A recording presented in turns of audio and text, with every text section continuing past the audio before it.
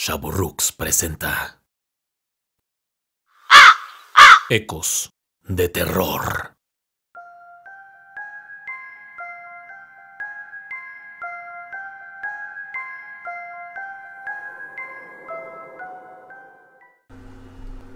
Buenas noches, espectadores del destino.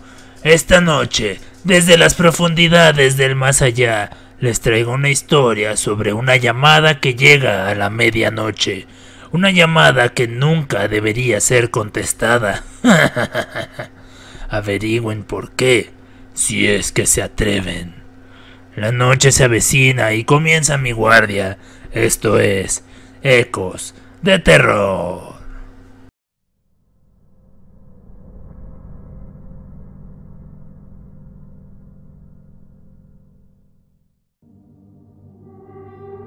El teléfono suena a la medianoche, siempre a esa hora, y quienes atienden esta llamada se unen a las incontables almas condenadas.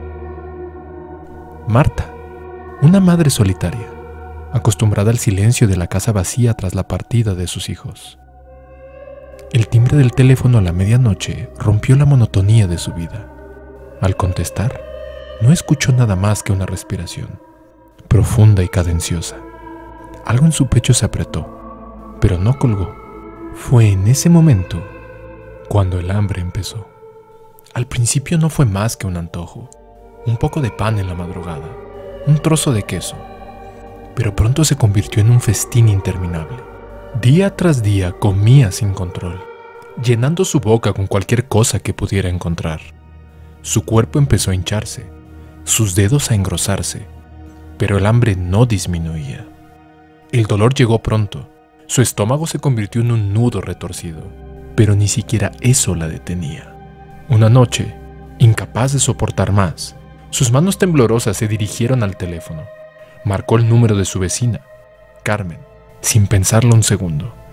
Cuando Carmen contestó, Marta apenas podía hablar, sofocada por la comida que todavía masticaba entre dientes. Colgó el teléfono sin decir una palabra. Su corazón se detuvo instantes después, dejando una imagen perturbadora para los servicios forenses.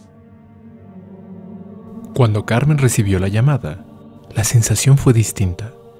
No era hambre, no era dolor físico, era un impulso incontenible por moverse, por correr.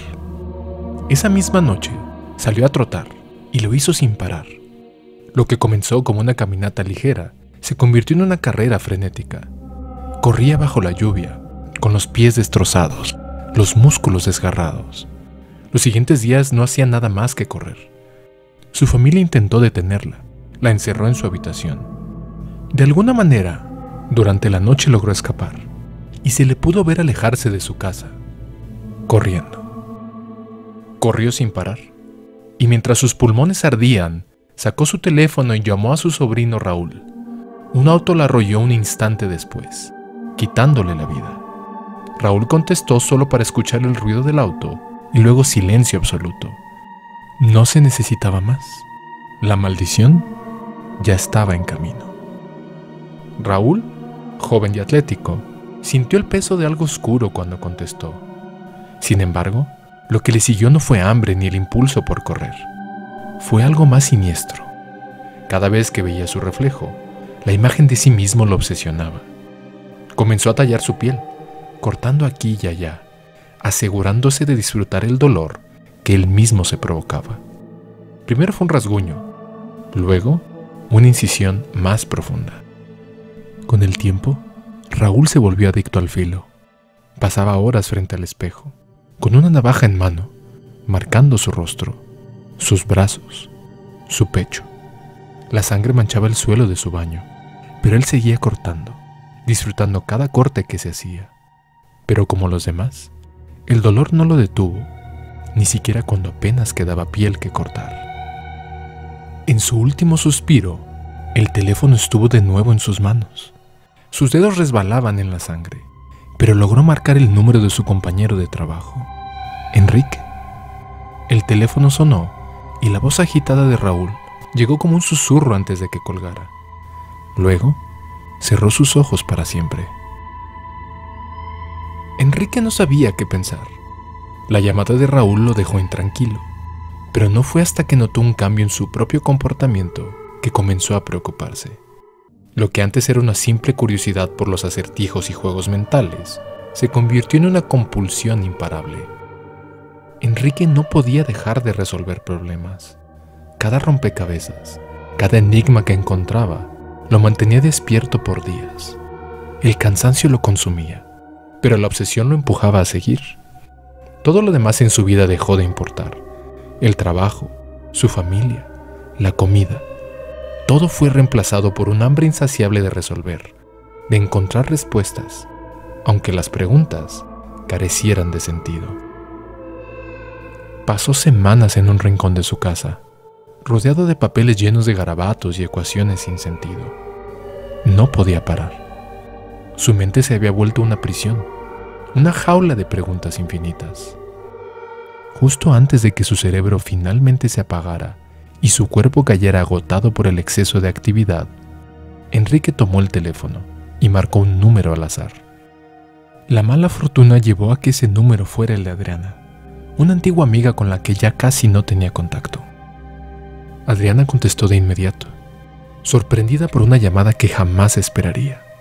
La voz de Enrique, apenas un breve balbuceo ininteligible, duró un instante, pero fue suficiente para iniciar la condena de Adriana.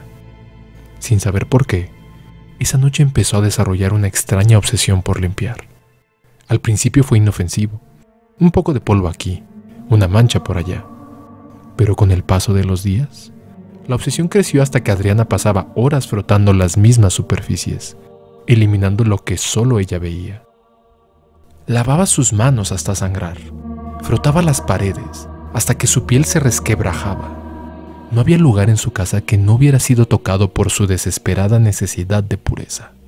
Su cuerpo se marchitaba bajo el peso de la locura, y aún así no podía detenerse. Cuando cayó, finalmente rendida y extenuada, desgastada por su propia compulsión, hizo lo único que sabía que debía hacer: tomar el teléfono y marcar.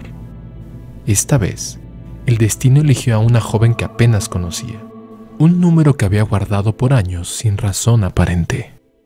Esta maldición se esparce como un incendio, saltando de un cuerpo a otro, adaptándose a sus víctimas, encadenándolas en un ciclo interminable de obsesiones.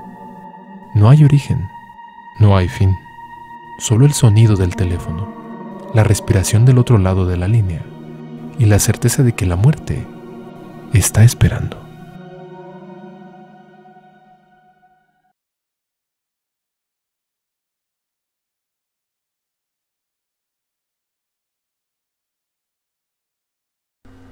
Espero que después de esta noche piensen 2 veces antes de contestar un número desconocido. Suscríbanse y dejen un comentario. Recuerden que no todas las voces buscan ser encontradas.